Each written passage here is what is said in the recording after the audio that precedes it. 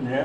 Algumas pessoas dizem que se sentem perseguidas, né, no meio da família, quando não são bem compreendidas, que são perseguidas no trabalho, porque o patrão é mau, porque o patrão não gosta de crente. Tal. Mas eu não vejo isso como perseguição, eu vejo isso como algo cotidiano que acontece a qualquer pessoa, seja ela cristã ou não. E eu fico pensando sobre o meu papel e sobre a minha responsabilidade como crente, já que agora eu não sou mais escravo do pecado, eu não sou mais servo de Satanás,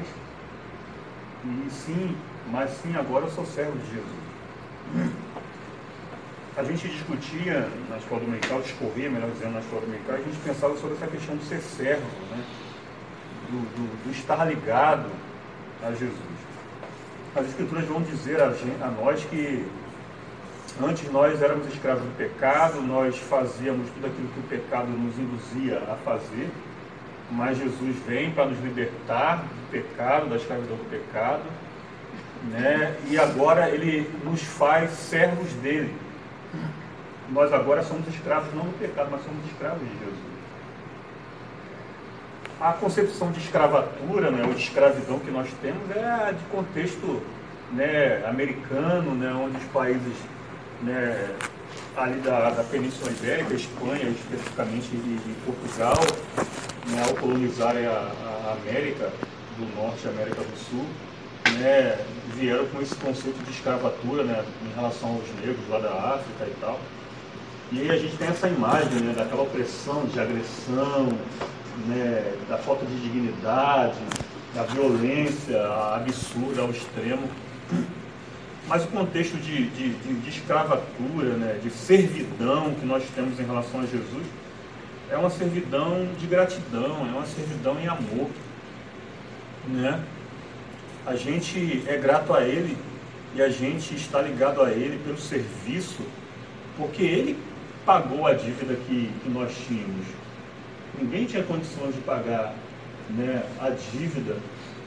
E Jesus, Ele vem, ele se entrega como oferta, Ele se entrega como valor, como recompensa pelo nosso resgate. E a palavra vai dizer que Ele pega a cédula que era contrária a nós e a crava na cruz, né? Ou seja, publicamente Ele expõe: olha, está aqui, eu paguei o preço. Às vezes a gente até fala, né, eu pago o preço, eu subo no monte, eu jejuo, eu oro, né, eu leio a palavra, eu sou assíduo aos cultos, mas isso não é pagar preço. Ninguém pode pagar o preço que Jesus pagou. A salvação, ela vem por meio da graça, né? É gratuitamente nos doada. Ninguém paga preço. Que preço, gente? Ainda que a gente pudesse pagar alguma coisa, nada é comparável ao que Jesus efetuou por nós na cruz do Calvário. Nada. Absolutamente nada. Na verdade, o que a gente vive ou tenta viver, segundo o Evangelho, é consequência da regeneração e da filiação que Jesus nos outorgou. Ele nos deu o poder de nós sermos feitos filhos de Deus. Temos uma filiação. Mas ser filho envolve responsabilidade. Não é porque somos filhos que nós não podemos servir. Né? A ideia que a gente tem de filho é aquele que fica simplesmente, né, às custas do pai, né? Enquanto o pai trabalha, o filho fica à vontade, à mercê daquilo que o pai está produzindo. Mas a parábola do jovem,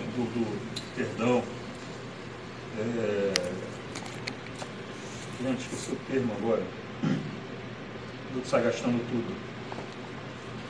Do filho pródigo? Ah, pródigo, isso.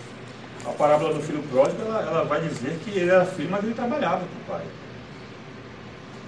E quando ele se desvia e pede a herança antecipadamente, porque a herança, na verdade, ela só é requerida e devidamente distribuída depois que o ente morre, ele pede antes, ele, me dá a minha parte, eu vou embora.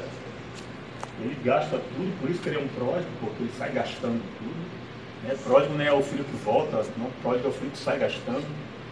E quando ele volta, ele enseja o desejo de voltar, ele diz que, poxa, eu quero pelo menos ser um dos trabalhadores do meu pai. Não quero que ele me aceite nem como filho, mas pelo menos como servo, um dos servos dele.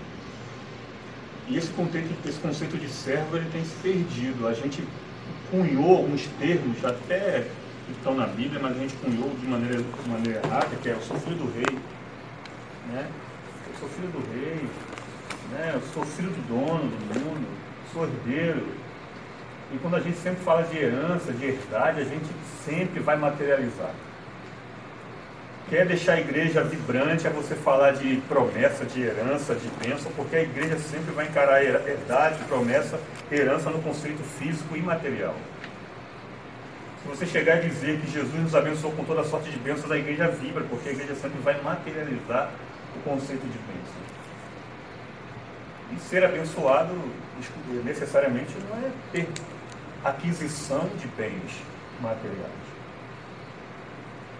Então a gente quer pensar essa questão do serviço, essa questão de ser servo de Deus. A gente tem criado ambientes de clube, infelizmente, no contexto de igreja, né? Igreja tem sido um espaço de encontros, né? Não, eu vou à igreja porque faz muito tempo que eu não vou à igreja. Poxa, faz muito tempo que eu não vejo o Jefferson, o Thiago, a Ellen, vou lá e a Betânia lá, e rever os irmãos. E aí a gente vem, se ajunta, aí depois o culto acaba, a gente vai embora. O culto acaba não, né? O período de culto congregacional acaba e a gente vai embora e passa a semana toda e volta no próximo domingo. E virou um clube. Virou um espaço de congregamento. Né? No lugar de nós irmos a qualquer outro espaço no domingo, a gente elegeu esse espaço aqui como um espaço de encontro, muitas vezes. Mas esse espaço aqui é um espaço de serviço. Aqui a gente vem para servir. A gente cunhou a frase, eu vou à igreja assistir o culto.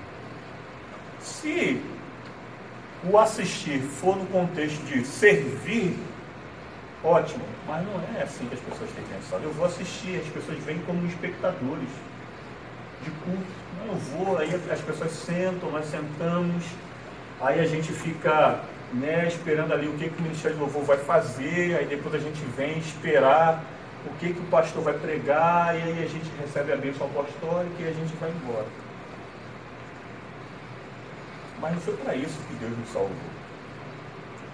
Não foi para isso que Jesus se manifestou como a imagem expressa do Deus verdadeiro. Não foi para isso. Aqui no capítulo 28, nesses versículos que a gente leu, que foram 9 e 10, né, Davi está se dirigindo a Salomão, porque Davi havia manifestado o desejo. A gente está na escola dominical falando sobre o tabernáculo, né? E o tabernáculo é o que antecede a construção do templo, né? O tabernáculo era o templo móvel, né?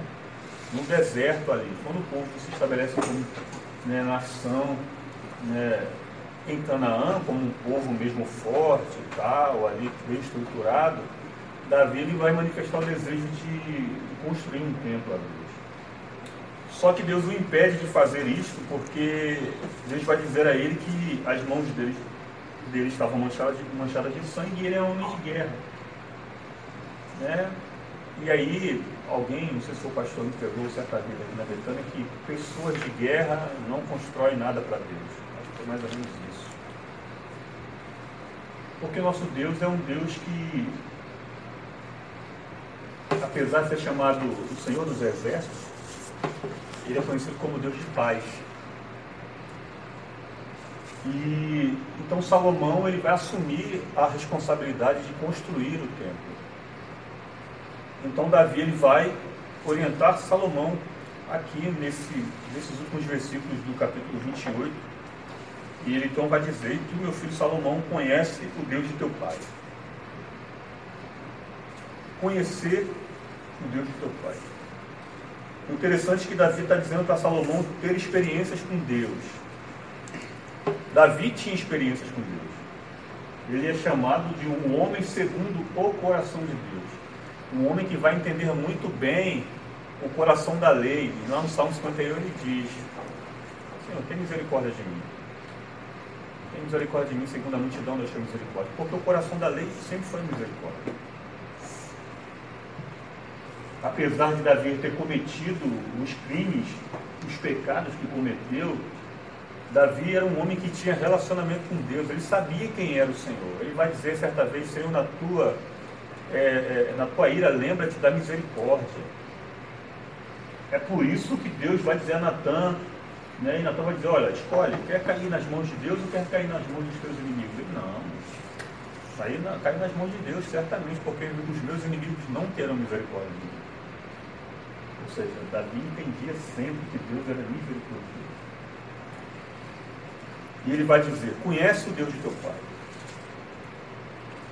Para servir a Deus, a gente precisa conhecer esse Deus a quem nós servimos. A gente precisa se relacionar com Ele. Como é que você vai servir? Como é que nós vamos servir? Como é que eu vou servir a Deus se eu não conheço a Deus? Se eu não sei quais são as suas vontades, os seus requisitos, os seus gostos? Eu preciso conhecer esse Deus. Eu preciso me aproximar desse Deus. O profeta Osés, ele diz: conheçamos ao Senhor e prossigamos em conhecê-lo. Conhecer a Deus tem que ser algo gradativo e progressivo. Ninguém conhece a Deus instantaneamente e num instante só apenas. Deus é imenso. Um dos aspectos da pessoa de Deus é a imensidão. Outro aspecto de Deus é a onipresença. A onipresença e a imensidão estão ali, andando lado a lado. Deus está aqui, Deus está no Japão, Deus está nos céus, Deus está na terra, Deus está em todo o universo, porque Ele é imenso e porque Ele é onipresente. Então a gente precisa conhecer a Deus. A gente precisa manifestar o desejo de se relacionar com Ele. Ontem a gente estava aqui com alguns professores da EBD e em dado momento a gente estava pensando sobre a questão do ser gerado por Deus. A Bíblia diz que aquele que está em Deus, aquele que está em Cristo, Paulo vai dizer que aquele que está em Cristo, nova criatura é. João vai dizer que aquele que é nascido de Deus, nova criatura e nascido de Deus. E aí a gente estava pensando de que maneira se daria esse ser nova criatura, esse ser nascido de Deus. Quando Maria, ela vai gerar Jesus, o Messias, o Salvador, antes de isto acontecer, ela recebe a visita do anjo Gabriel. Então o anjo Gabriel, ele recita os famosos textos, versos que vão dar origem à oração ou à reza da Ave Maria. E ele vai dizer: Ave Maria, né? Bendita sois vós entre as mulheres e tal, vai falar um monte de coisa lá. Em dado momento, ele vai dizer: descerá sobre ti o Espírito Santo. A gente até canta isso: descerá sobre ti o Espírito Santo, o poder do Altíssimo te envolverá. Para que Maria gerasse Jesus, o Cristo em si, dentro de si, foi necessário que o poder do Altíssimo, que o Espírito de Deus descesse sobre Maria. Porque Jesus, ele não nasce da vontade do homem, do varão, da mulher, da carne. Ele não nasce. Jesus, ele nasce da vontade de Deus. E ele nasce de uma maneira terrível, como Davi vai dizer, de um modo terrível, assombroso. Não houve relação entre homem e mulher. José, ele vai até imaginar que, porventura, Maria pudesse ter traído ele. E ele até enseja o desejo de deixá-la secretamente quando Maria assume que está gestante do Messias. Então Jesus é gerado por obra e graça e poder do Espírito Santo de Deus. É assim que ele é gerado. Da mesma forma, a gente é gerado pelo poder do Espírito Santo como filho de Deus. Quem nos convenceu dos nossos pecados, da justiça de Deus e do juízo de Deus foi o Espírito Santo, porque ninguém diz Senhor, Senhor, se não for pelo Espírito de Deus. Não é pela intelectualidade, não é pela razão apurada, não. É por revelação graciosa, bendita e bondosa de Deus através do seu Santo Espírito que nós enxergamos a nossa natureza caída, enxergamos a graça salvadora de Deus e nos convertemos a Ele, nos voltamos a Ele. É só assim. E aí, discorrendo sobre essa questão do ser gerado pelo poder do Espírito Santo, eu pensei sobre um fato subsequente que seria, depois de ser gerado, se voltar para quem nos gerou. É curioso, eu pude presenciar isso, né? Aí tem Eneida aqui que é mãe.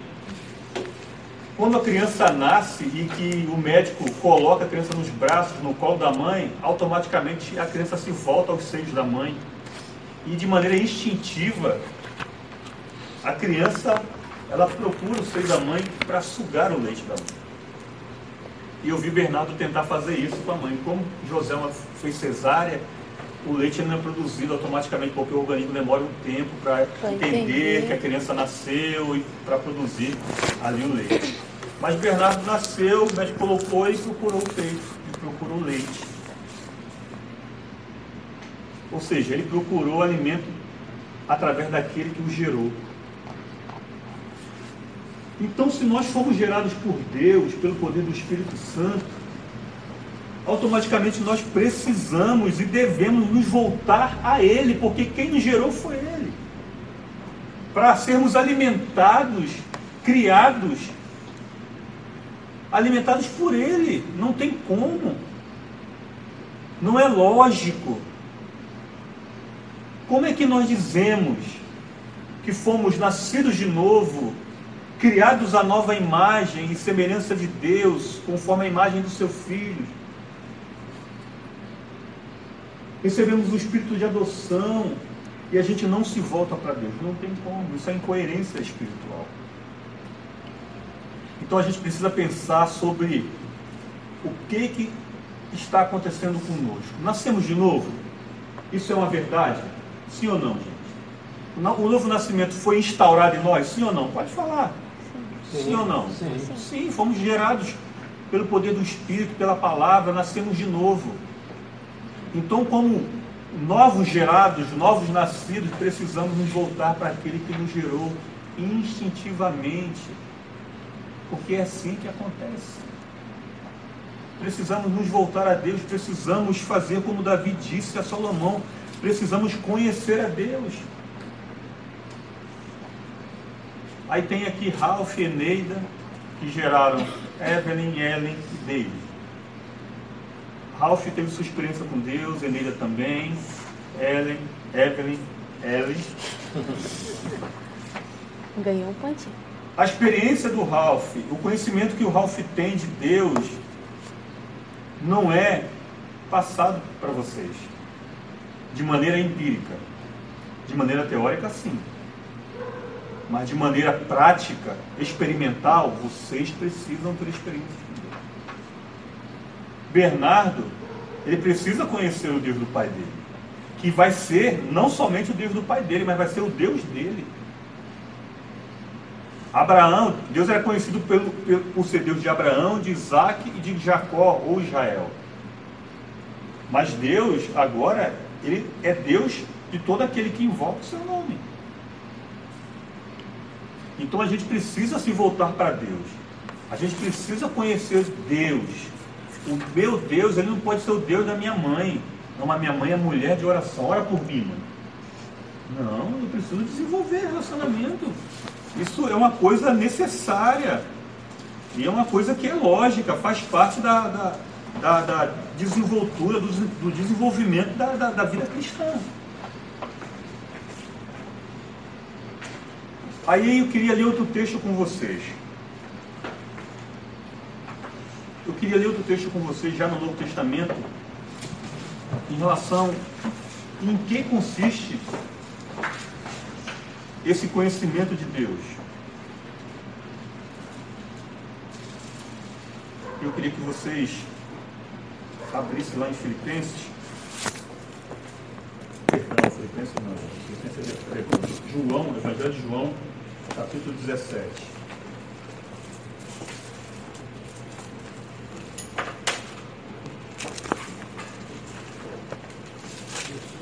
Versículo 3.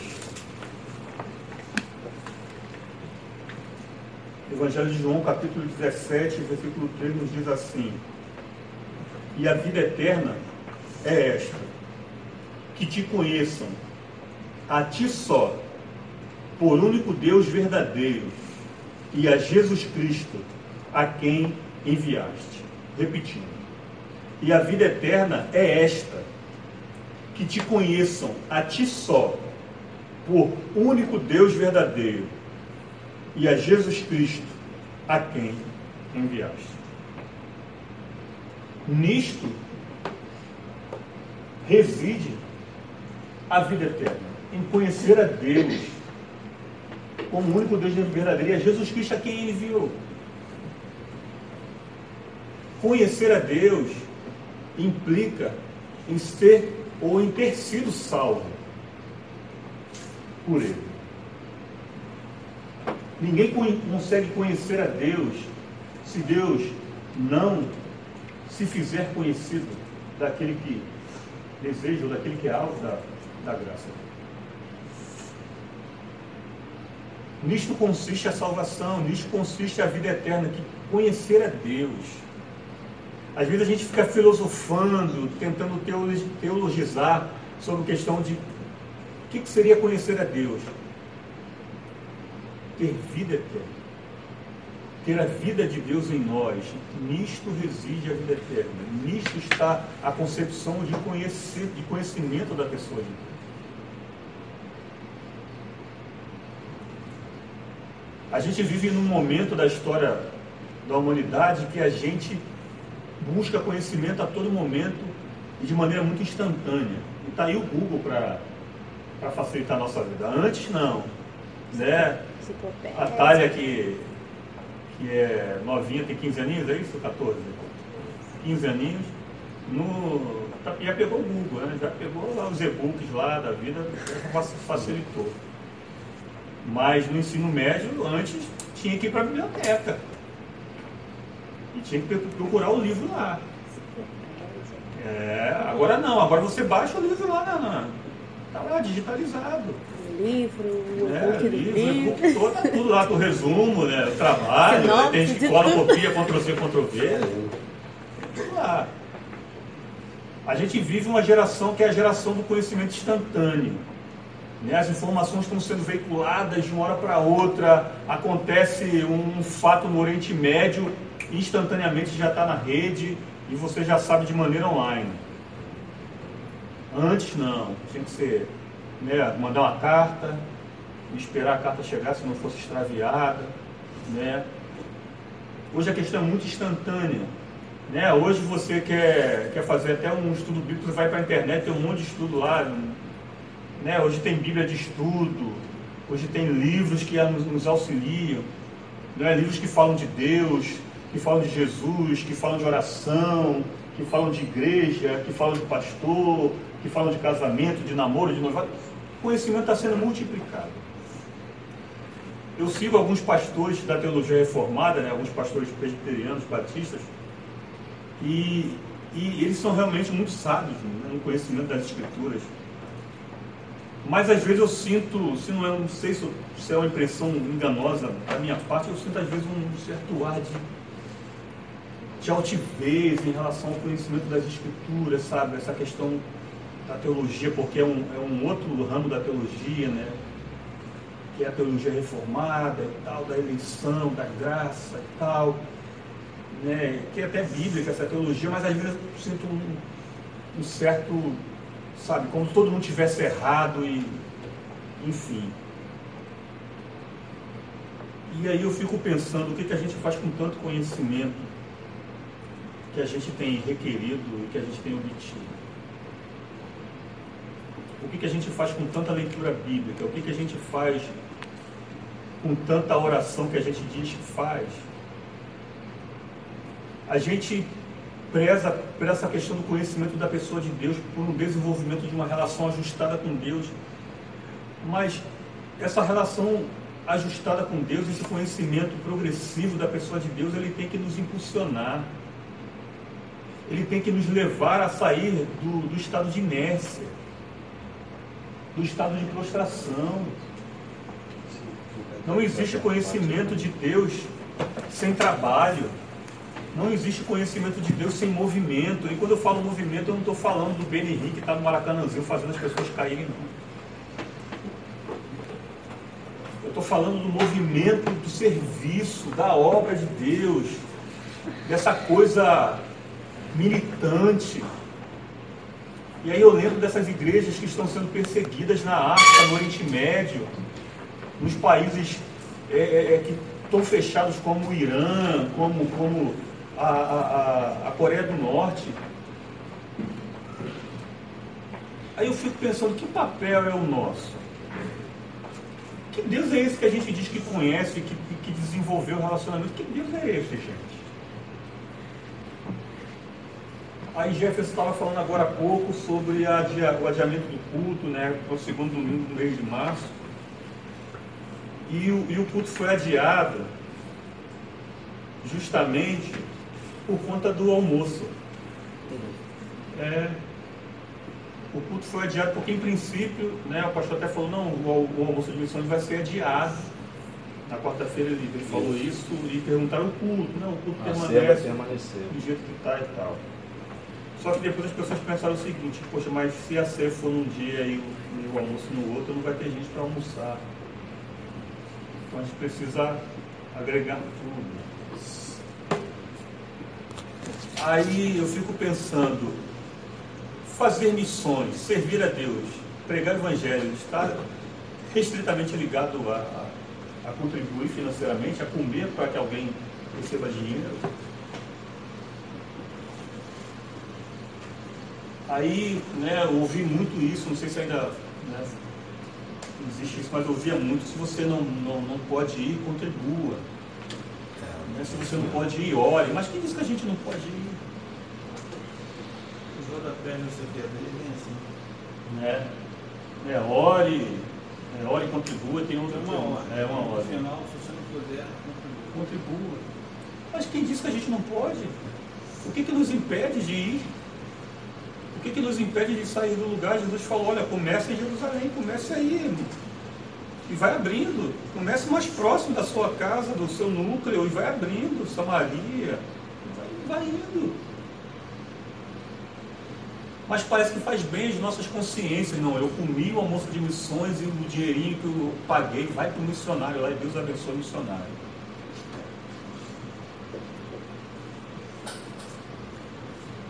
Todos nós somos missionários.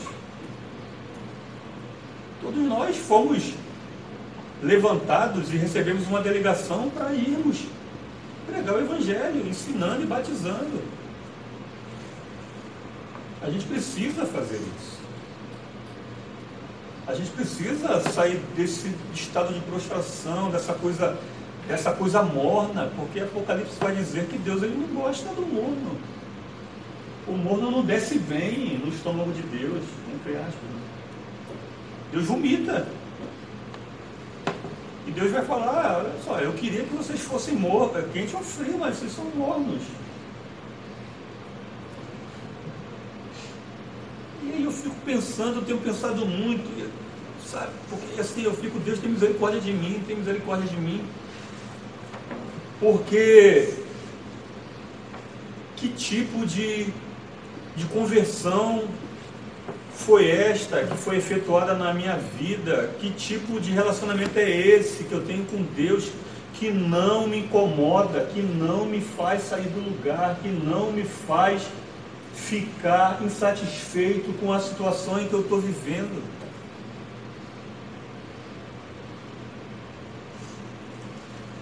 Eu tenho pensado sobre isso. E eu preciso conhecer a Deus, e conhecer a Deus envolve atividade. A pastora Joseilde pregou no certo domingo aqui falando sobre o ativismo religioso, que muitas vezes nós empregamos e que tem nos matado, que tem matado o nosso relacionamento com Deus, mas é a gente mesmo como igreja que dita isso.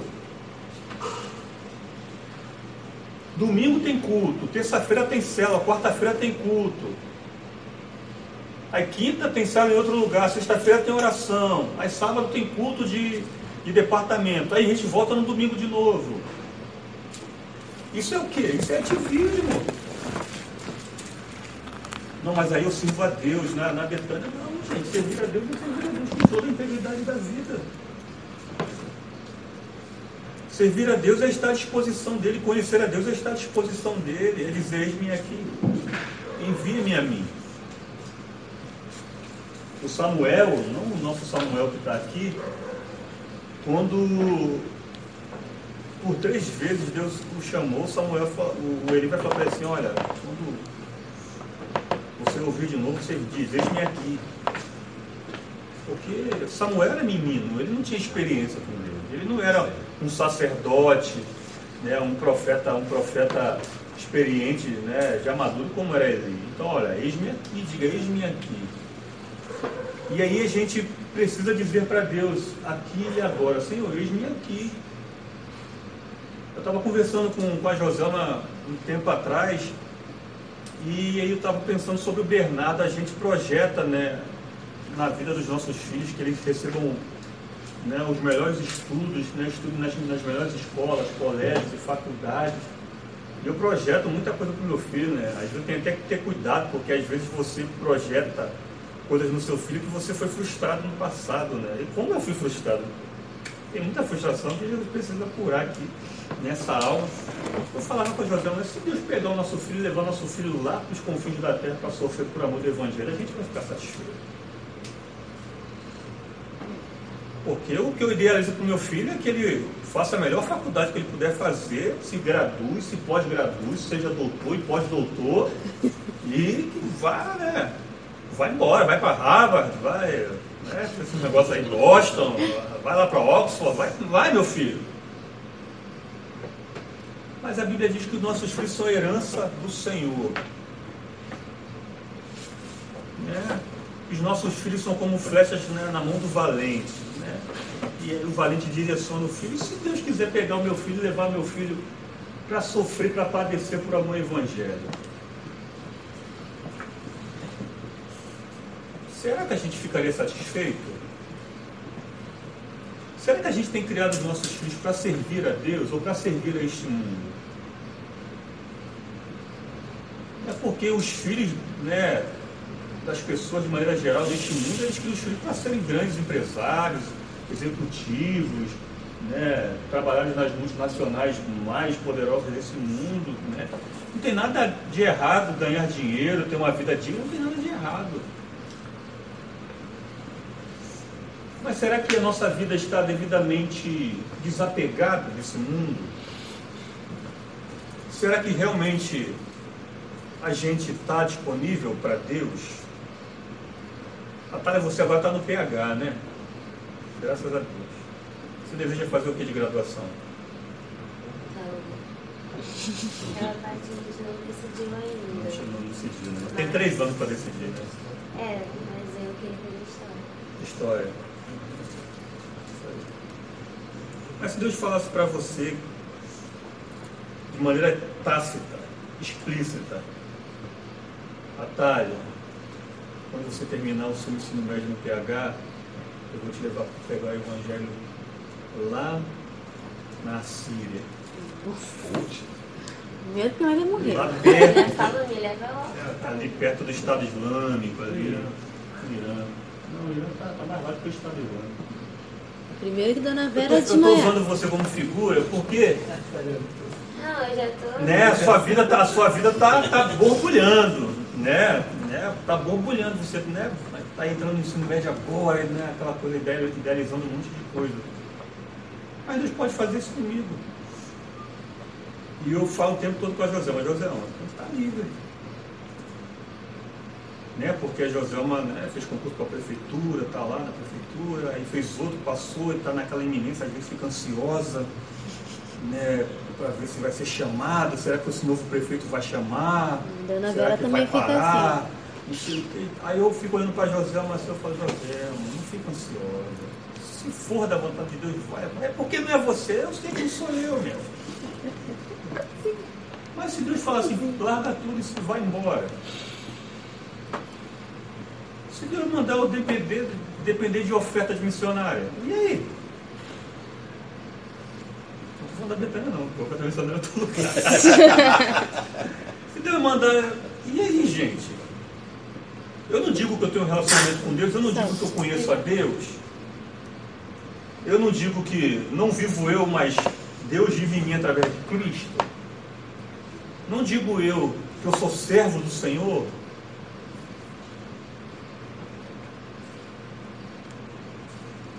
Eis-me aqui. Aí a gente pensava na escola dominical sobre essa questão de ser servo. Alguém que é servo de alguém tem vontade? Por que a gente tem tantas vontades? Vontade pode até ter. A vontade está na alma, mas essa vontade ela sobressai, ela se sobrepõe à vontade daquele que é o Senhor. Os meus antepassados, né, não faz muito tempo não, tenho 100 e poucos anos, né, tomavam chibatadas, não tinham vontade. Não tinham vontade. E se tinham vontade, a vontade era sufocada. Eles tinham os seus senhores que os vendiam. Né? Pegavam a família aqui e vendiam.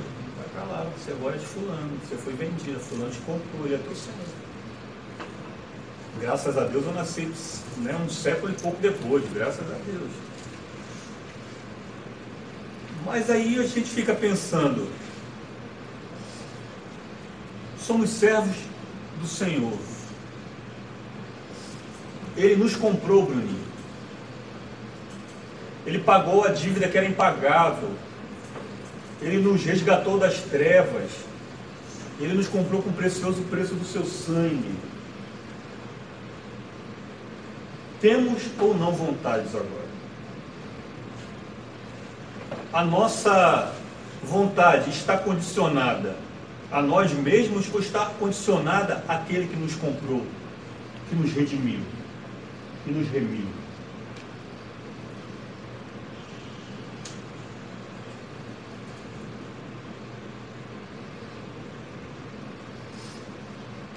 Estão ouvindo o barulho do ar-condicionado? Eu tenho pensado nisso. Conhece o Deus de teu pai e serve-o, diz a Bíblia. E serve. Mas é para servir de qualquer maneira? Não.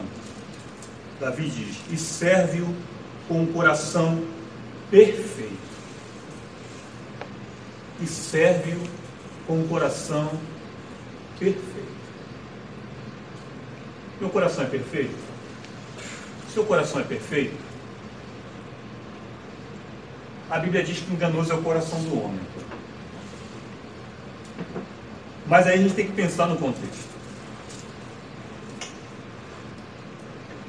A gente canta uma canção aqui que diz, dá-me um novo coração. Né? Que é até cantava, não sei se canta ainda. Que é da Lagoinha. Dá-me um novo coração, né? Coração igual ao teu. E a outra canção também que a gente canta é muda meu coração, transforma meu coração, arranca o meu coração e me dá um coração igual ao teu.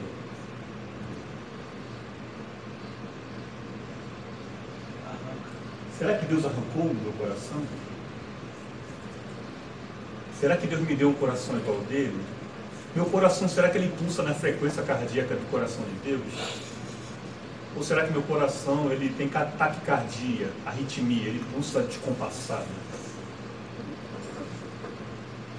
As Escrituras vão dizer que a vontade de Deus ela é boa, ela é perfeita e ela é agradável. É agradável?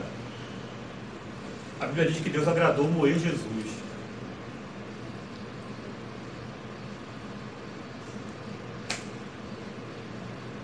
Deus nos frustra? Deus nos deixa frustrados, sim ou não? A Thalia falou que sim. Alguém concorda com a Thalia? Deus nos frustra? O que você acha, Edna? Está aqui, vou acertar até Jesus voltar a acertar. A gente já entendeu que quando ele falou a primeira vez é cagada, né? Deus nos frustra, gente. Porque a vontade de Deus ela é boa, perfeita e agradável na ótica dele mesmo. Na nossa ótica nunca vai ser boa, perfeita e agradável. Porque na maioria das vezes, na grande maioria das vezes, Deus ele sempre vai nos contradizer. Deus ele sempre vai de encontro e não ao encontro das nossas vontades. Deus nos frustra quando a gente acha que Deus vai fazer aquilo que a gente entende que é bom para a gente.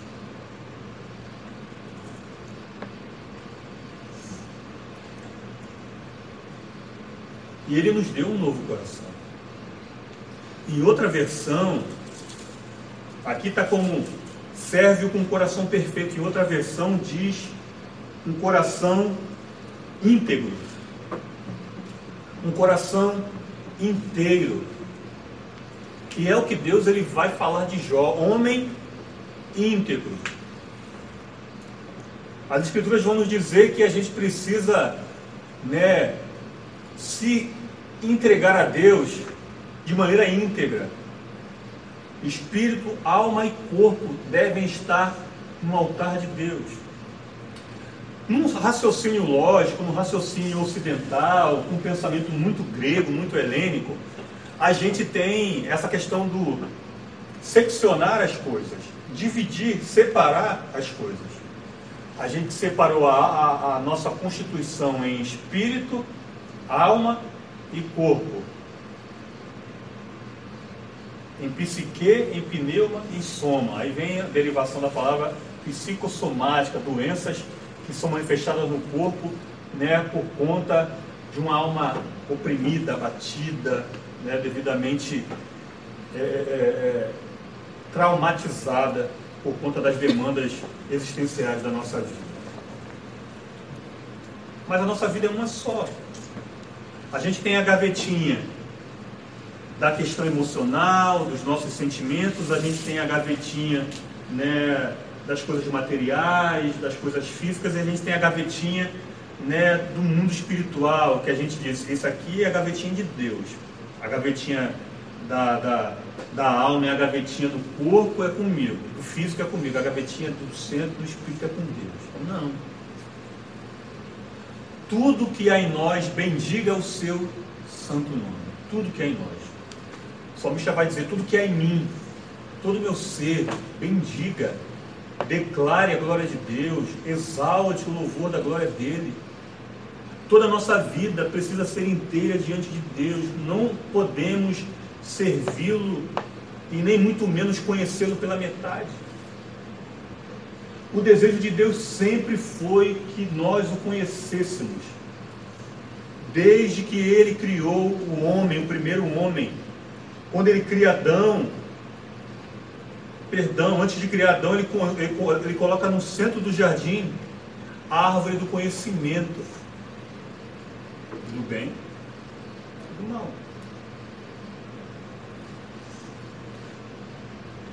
Será que Adão nunca poderia tocar naquela árvore? Por que Deus coloca uma árvore do conhecimento se você não pode tocar? Será que Deus fez de propósito? Deus induziu o homem ao erro? Alguns pensam que Deus foi uma coisa mesmo. Deus induziu.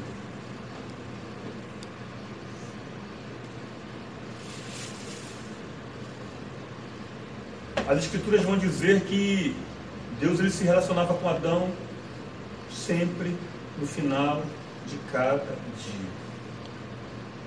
Era algo cotidiano e progressivo.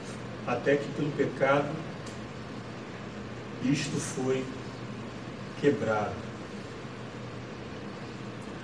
Mas apesar do relacionamento quebrado, pelo próprio homem, não pelo próprio Deus, a parte ofendida que foi Deus, a parte que foi desobedecida que foi Deus, sempre tomou a iniciativa de buscar o ofensor. Apesar de Adão ter pecado, de ter quebrado a comunhão, de ter maculado a santidade de Deus na sua vida, por ter haver sido criado em perfeito estado de santidade e justiça, Deus o procurou. E Adão se escondeu, porque Adão viu que estava nu. Não só fisicamente, mas espiritualmente, moralmente. E foi assim durante toda a história do homem, foi com Israel, e tem sido assim conosco. Deus sempre vem à nossa procura. Mas nós precisamos atender a este desejo de Deus em se relacionar conosco. As Escrituras vão dizer que toda a terra se encheria do conhecimento da glória de Deus. Deus nunca foi e não é um Deus mesquinho, que vai dando a conta-gota partes de si, do seu conhecimento, do conhecimento da sua pessoa. Não, Deus, Ele quer que nós nademos no oceano do seu Espírito. Deus, Ele quer descortinar, se revelar a nós de maneira plena.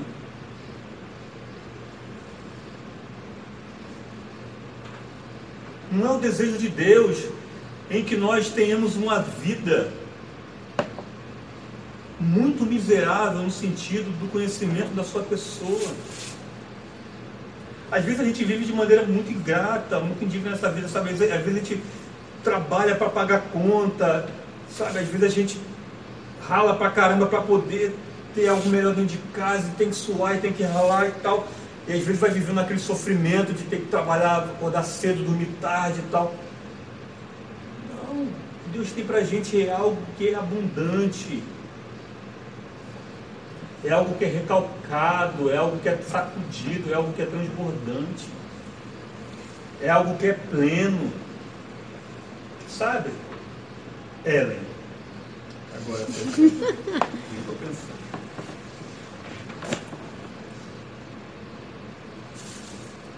E a gente precisa não somente pensar sobre, mas agir em cima disto que nós estamos pensando aqui nessa noite. Um coração perfeito.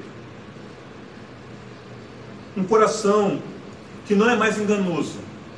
Ou melhor, que não pode ser mais enganoso.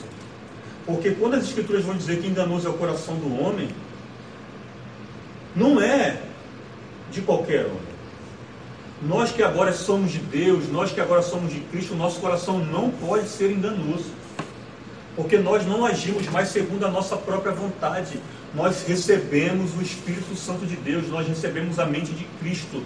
E o apóstolo Paulo, em Romanos 12, lá nos primeiros versículos, ele vai dizer: não se conformem com este mundo, mas sejam transformados pela renovação das suas mentes, do seu novo entendimento. Coração aqui não é símbolo do músculo cardíaco que bombeia o nosso sangue, não. O coração aqui é símbolo de uma nova mentalidade. O coração aqui é símbolo de um novo entendimento. E nós passamos por este novo entendimento, nós passamos pela metanoia, pelo processo de transformação. Nós recebemos a mente de Cristo, nós temos um novo coração, então nosso coração não pode ser enganoso e nem pode ser enganado. Porque esse coração, ele é o coração do próprio Deus, é a mente de Deus em nós, instaurada em nós. Às vezes parece que é uma utopia, que é algo inatingível. Sabe? Parece às vezes que a gente busca algo, procura algo que a gente nunca vai atingir. Não. Conhecer Deus progressivamente é algo que é necessário e possível, porque Deus tornou isto possível. Às vezes a gente fica, se pensando, né, se vendo como pessoas aquém de Elias, de Moisés, de Davi, mas pense nesses homens. A Bíblia diz que Elias foi um homem sujeito às mesmas paixões que nós. Ele era tão vulnerável como nós, como cada um de nós. E esses homens conheceram de Deus aquilo que foi possível conhecer. Porque Deus antigamente ele falou por meio dos profetas, hoje ele vem falar a nós por meio do seu Filho. Jesus é a revelação máxima, plena da pessoa de Deus. Filipe ele vai chegar para Jesus e vai falar: Mestre, Senhor, mostra-nos o Pai. E Jesus vai responder: mas Senhor, mas Filipe, há tanto tempo a gente está andando junto, há tanto tempo eu estou com você, com vocês, e faz essa pergunta nesse momento: mostra-nos o Pai, quem vê a mim, vê o Pai. Conhecer a Jesus é conhecer a Deus, porque Jesus manifestou e manifesta expressamente a imagem de Deus. Ele é a imagem exata do ser de Deus, plena. Não existe outra. Então, Natália, não dorme não. Está com ele pequeno. Eu sei. Esse coração que a gente canta, ele já foi modificado. Ele já foi restaurado. O que a gente precisa é dar manutenção. Acho que foi o vento. Precisa dar manutenção. Ele tinha a janela aberta em cima? Normalmente quando o vento vem, ele bate. Então nosso coração ele foi devidamente aperfeiçoado. A gente precisa servir a Deus com esse coração perfeito, com esse coração inteiro, com esse coração íntegro. Não é pela metade. A gente entrega a Deus 10% daquilo que a gente ganha no salário, né? Que é o nosso dízimo, 10%. Né? Algumas pessoas ensinam que a gente deve também dizimar o nosso tempo, 2 horas e 40 minutos. Deus não quer dízimo de nada, Deus quer a nossa vida inteira. Deus quer tudo. Deus quer tudo. Até porque a representatividade dos 10% é a representatividade do controle de Deus sobre o todo e sobre tudo. Deus quer a tua vida por inteira. Deus ele quer a minha vida por inteira. De maneira integral. A gente fica sempre tentando arrumar um jeito de tentar satisfazer não os anseios de Deus, mas o nosso. Não, eu vou ao culto, dar 2 horinhas de culto a Deus. Não, eu vou ali dar 2 horinhas. Tudo. Mas aí a gente pensa, mas César, a gente vai deixar de trabalhar, a gente vai deixar de estudar, a gente tem uma vida que a gente precisa, a vida que a gente tem não é a vida dos apóstolos, não. Mas quem disse que a vida dos apóstolos também não era corrida? É possível e é necessário estar servindo a Deus de maneira plena em todos os momentos da vida. A gente serve a Deus no casamento, no meio da família, a gente serve a Deus no trabalho, a gente serve a Deus em qualquer lugar, em qualquer momento. Porque é a vida. Não é um momento, é a vida. A gente precisa pensar que servir a Deus envolve a nossa vida, envolve a nossa salvação. A gente precisa parar para pensar nisso. E em outro momento, e continuando aqui, Davi vai dizer a Salomão: um coração perfeito com uma alma voluntária. Voluntariedade. Mas aí, César, você não falou que a gente é servo? Sim.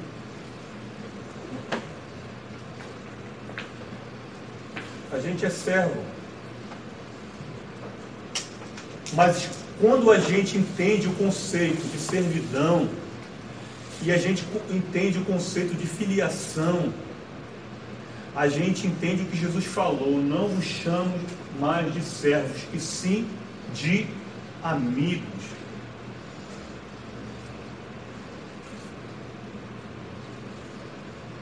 A relação que nós precisamos e devemos ter com Deus, ela é tão interessante que à medida que a gente desenvolve esse relacionamento com Ele, gradativamente vai se amplificando, se ampliando o entendimento de serviço a Deus.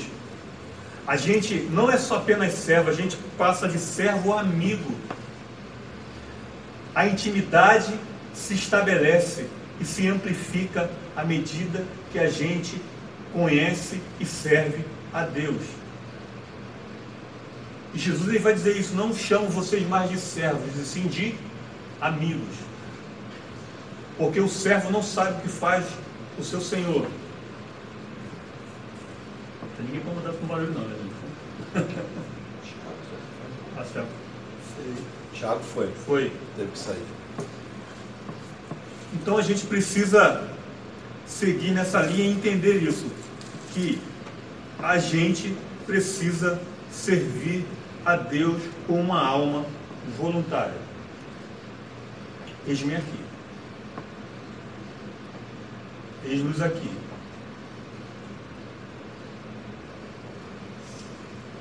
Alguém que foi obrigado a estar no Ministério de Louvor? Não. Ninguém foi obrigado. Eu não fui. Mais ou menos.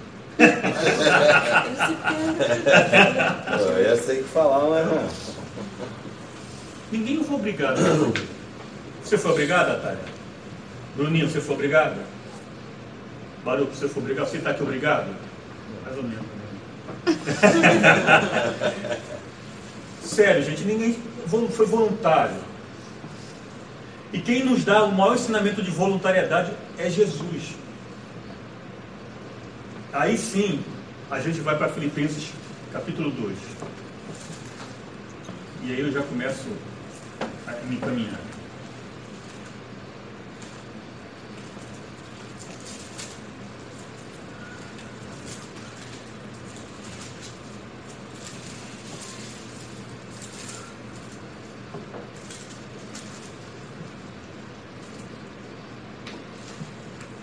Eu vou ler a partir do 1, o versículo que eu quero ler não é o 1 especificamente, mas eu vou ler do 1 para a gente não perder o fio da meada do conto. Filipenses capítulo 2, a partir do versículo 1, o apóstolo Paulo vai escrever o seguinte texto. Portanto, se há algum conforto em Cristo, se alguma consolação de amor, se alguma comunhão no Espírito, se alguns entranháveis afetos e compaixões, completai o meu gozo para que sintais o mesmo, tendo o mesmo amor, o mesmo ânimo, sentindo uma mesma coisa. Nada façais por contenda ou por vanglória, mas por humildade, cada um considere os outros superiores a si mesmo. Não atente cada um para o que é propriamente seu, mas cada qual também para o que é dos outros. De sorte que haja em vós o mesmo sentimento que houve também em Cristo Jesus, que sendo em forma de Deus, não teve por usurpação ser igual a Deus, mas esvaziou-se a si mesmo, tomando a forma de servo, fazendo-se semelhante aos homens, e achado na forma de homem, humilhou-se a si mesmo, sendo obediente até a morte e morte de cruz. Pelo que, por isso, também Deus o exaltou soberanamente e lhe deu um nome que é sobre todo nome. Aí continua, e a gente não vai continuar aqui a leitura. Não teve por usurpação ser igual a Deus, mas esvaziou-se a si mesmo, tomando a forma de servo. Jesus ele poderia muito bem se manifestar com toda a sua glória. Ele poderia muito bem, num instante, salvar toda a humanidade. Jesus precisava de todo esse trabalho para poder nos salvar? Não. Há alguma coisa demasiadamente difícil ou impossível a Deus, ao Senhor? Não. Mas Jesus ele assume a forma de servo. Ele manifesta um sentimento de empatia em relação a nós e se esvazia. e assume a forma de homem, a forma de servo. Sendo Deus, ele se esvazia das prerrogativas de Deus. Ele deixa a glória que ele tinha com o Pai desde antes da criação do mundo para assumir a forma de homem e se fazer servo de todos. Este é o maior exemplo que a gente tem. Jesus como servo de todos. E aí fica uma lição para a gente. A gente precisa ter o mesmo sentimento que houve em Cristo Jesus. A gente precisa se esvaziar das nossas prerrogativas, se é que existe alguma prerrogativa em nós. E a gente precisa assumir a forma de servo. A gente precisa entender o nosso papel. A gente está aqui para servir. A gente precisa lavar o pé uns dos outros. A gente precisa fazer o papel do servo inútil. Aquilo que Jesus ele faz quando ele lava os pés dos apóstolos era o trabalho do menor servo da casa quando o seu senhor recebia um visitante. E Pedro, quando vê aquilo, Pedro ele se choca. Ele, não, o senhor não vai fazer isso não. E Jesus fala, Pedro, se você não fizer isso, se não deixar fazer, você não tem parte comigo. Não só o pé, mas todo o corpo. Vai, faz. A gente já precisa aprender com Jesus. A gente precisa aprender com Jesus e com o seu ministério. E aí entra a palavra ministério. A gente é do ministério de louvor desta igreja. A gente não é do departamento mais importante da igreja. Não, a gente é servo como todas as pessoas. É claro que o serviço que a gente presta a Deus através do ministério de louvor nesta congregação, ele cria uma certa posição de destaque em relação aos demais. As pessoas olham assim e ficam no ministério de louvor, mas a gente é servo. A quem muito é dado, muito será cobrado.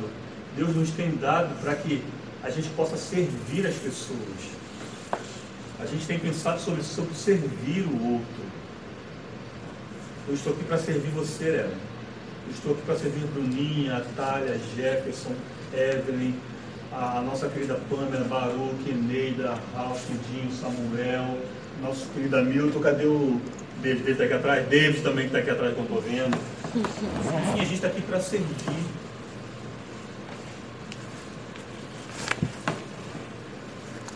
A nossa glória consiste em servir a Deus. Para isso, Ele nos ferramentou. Para isso, Ele nos deu dons. Para isso, Ele nos deu capacitação para servir. No último domingo, agora, a gente estava discorrendo sobre a lição. E o Ralph chegou até a citar uma frase que eu lembro, que foi: enquanto a gente fica brigando, tem um campo imenso aí para trabalhar. Tem um campo imenso para trabalhar. Jesus ele vai dizer que o campo é muito grande, o campo de trabalho é muito grande, mas poucos são os trabalhadores.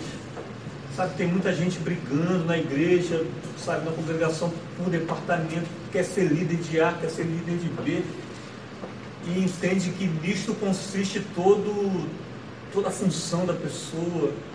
Mas a gente está aqui para servir, seja no louvor, servir seja ensinando, sabe, servir ministrando palavras, servir orando, sabe, servir na caridade, no amor prático, servir. A gente se torna mais forte, a gente se torna mais congregado e agregado uns aos outros, a gente se torna mais edificados, a gente se torna mais robusto quando a gente serve uns aos outros. Adorar a Deus, conhecer a Deus passa pelo serviço. E que haja em nós um sentimento de alegria. A gente precisa servir a Deus, como diz o Salmo, né? servir a Deus com alegria. Tem que ser algo prazeroso servir a Deus.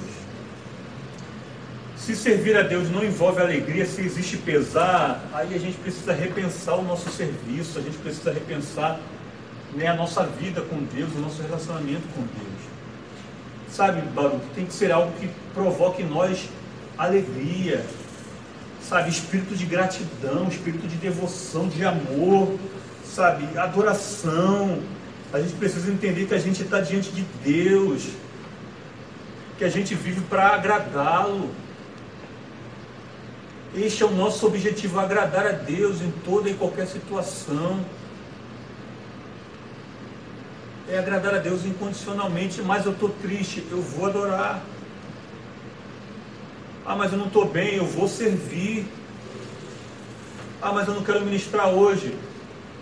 Então ajoelhe, né? Quem está alegre canta, quem está triste, né? Ore. A gente não pode deixar de entender o nosso chamado, a nossa vocação, o nosso ministério, o nosso serviço. E existe um serviço, existe um ministério que vai além do ministério de louvor, que é o ministério da reconciliação. Esse é o ministério geral de todos nós. A gente está aqui para reconciliar as pessoas em relação a Deus.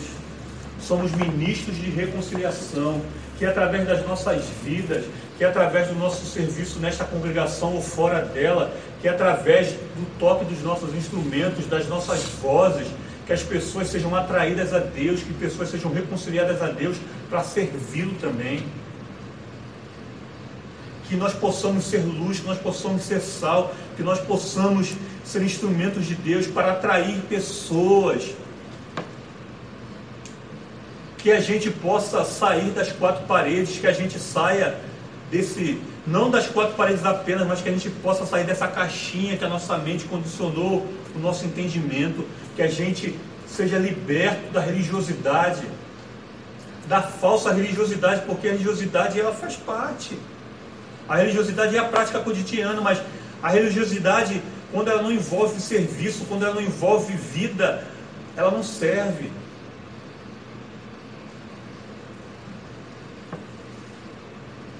Que Deus tenha misericórdia de nós. Que Deus, através do seu Santo Espírito, venha nos sacudir nesta noite. O carnaval está aí.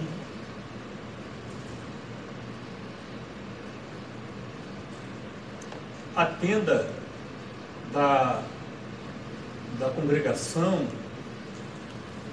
a gente estava estudando sobre ela e diz que ela ficava aberta o tempo todo. Já estava ali.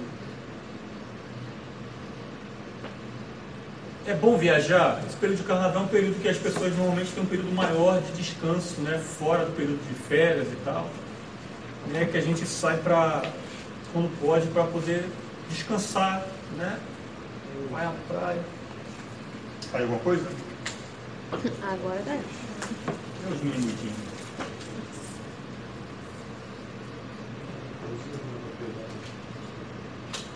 Eu vou te dar graça a você.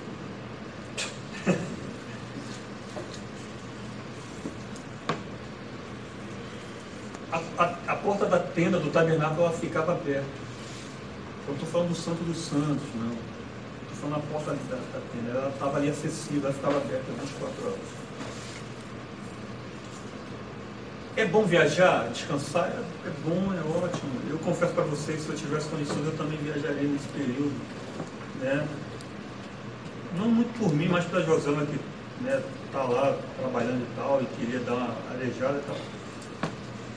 Mas eu fico pensando, no período mais complicado, né, da sociedade, a maioria das igrejas fecha a porta. Se retira. Não, mas aí não é melhor fechar porque, né, a gente evita a gente. Engraçado que os centros de candomblé, umbanda, Eu ia falar isso agora. eles também se fecham por uma quarentena, que a coisa fique mais aguçada ainda na cruz. Então a qualidade de pessoas dentro desse métier, o famoso EQED. EQED é aquele cara ou a mulher que não, entre aspas, está vidrado nos olhos, estampado, não se manifesta. Então esses, nessa quarentena, são os que puxam realmente para a cachaça, para o fumo, para a mentira, para a sexualidade. É o nome 2 da missão, né? Vamos dizer assim. Tem um que está lá pegando a chave da cidade e tem esses espalhados justamente focados em captação na frente dos blocos e tal. Quer dizer, mais um motivo da igreja estar com as portas Inclusive, há muito tempo atrás, eu de férias, pequeno, mas nova que a Thalia, de férias na casa da minha tia, e infelizmente minha tia é mãe de santo, e ela tava passando muito mal, alguma coisa foi nela e ela começou a se enforcar, e levaram ela para dentro do centro. E a pessoa que era a cabeça de lá deu um esporro na minha tia porque ela estava trazendo um ser que não era de luz para dentro do centro, porque era carnaval. Então a minha tia ia morrer, porque ela estava se matando dentro de casa, e com eu pequena, sabia o que ia fazer, os 2 filhos pequenos, sem marido, sem ninguém, como é que ia ser? Minha tia ia se matar. E aí foi lá, levou, fizeram alguma coisa, depois minha tia teve que fazer outras coisas lá para poder... entendeu? E eu realmente estava pensando nisso, assim, como a gente está aqui sexta-feira, né, praticamente o início aí do carnaval, e a gente está aqui reunido, né, na presença do Senhor, ministrando. Tem os que estão viajando, tem os que estão descansando, mas os que estão aqui estão buscando. Entendeu? Assim, não é nem querendo se achar mais crente do que quem está viajando, né? Querer condenar quem está viajando, nada disso, nada desse tipo. É apenas uma reflexão sobre a nossa vida, sobre a vida da igreja, sobre o papel da igreja em relação a esse mundo. Porque eu já participei de alguns retiros, né? Eu particularmente não gosto de retiro. Eu não gosto de retiro porque assim, eu não gosto de ficar confinado, só por isso, né? Eu não gosto da dinâmica do retiro. Eu não gosto de confinamento, né? De ter hora para isso, hora para aquilo, não, eu gosto de ficar livre. Mas enfim, fui em alguns. Se o retiro ele fosse um momento para a gente se fortalecer em Deus e voltar mais crente, mas não, infelizmente não é. A gente está junto com os irmãos que a gente ama, que a gente gosta, a gente tem um período de louvor, a gente tem um período ali legal que a gente pode conhecer mais o outro, melhor o outro. Né? Isso foi uma coisa muito legal que aconteceu nos retiros que eu fui, você poder conhecer pessoas que você não tinha muito contato no domingo e tal, no dia a dia. Mas, qual o papel da igreja em relação ao carnaval? Você fala retiro de carnaval, né? Retiro de carnaval. Os retiros são chamados de encontros, né? Para esse propósito. Sim, sim. Eu não estou falando de retiro de lá, nos moldes que a gente tinha aqui. Mas voltado para o passeio, né? Para a questão de lazer. Futebol, uma piscina e tal. Que é bom ter lazer, não estou dizendo que é bom. Mas eu fico pensando assim, durante todo o ano a gente tem uma série de feriadões. Agora esse ano então vai ter tanto feriado na sexta-feira. Mas eu fico pensando na questão do nosso papel como igreja. Aí às vezes a gente quer criticar o pessoal que sai lá no bloco lá do Cara de Leão e tal, quem vai lá pro carnaval. Não dá para falar nada. Porque no momento mais traumático da história do Rio de Janeiro, né, que o Momo pega a chave, como o Juninho disse aqui, que o prefeito inclusive nem foi levar a chave, né, indiferente, a igreja se ausenta. No geral, a igreja já não fica com as portas abertas. A gente abre a porta para o domingo de manhã, escola dominical, e domingo à noite para o culto. Né? Já tem isso. Na verdade, administrativamente falando, assim, é uma ignorância isso. Você manter Bom, exemplo nosso, né? Quando tem um prédio desse, uma estrutura dessa, para você funcionar praticamente domingo e 4 dias.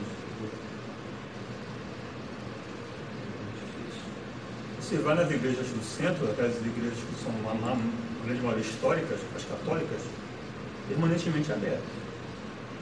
Né? Claro que à noite, algumas fecham, aí os moradores de rua dormem nas portas delas, mas a gente precisa repensar isso. Como é que a gente, como igreja, se isola? Né?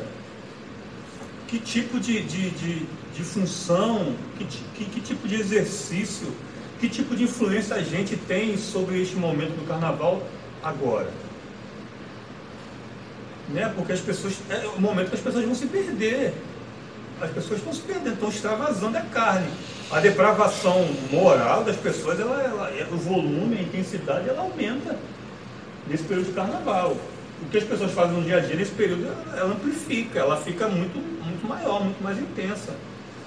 E a gente, como igreja, a gente se ausenta e a gente se isenta de responsabilidade. A gente fala, né? A gente diz assim, suje-se mais ainda, não é nesse sentido, não pode ser assim.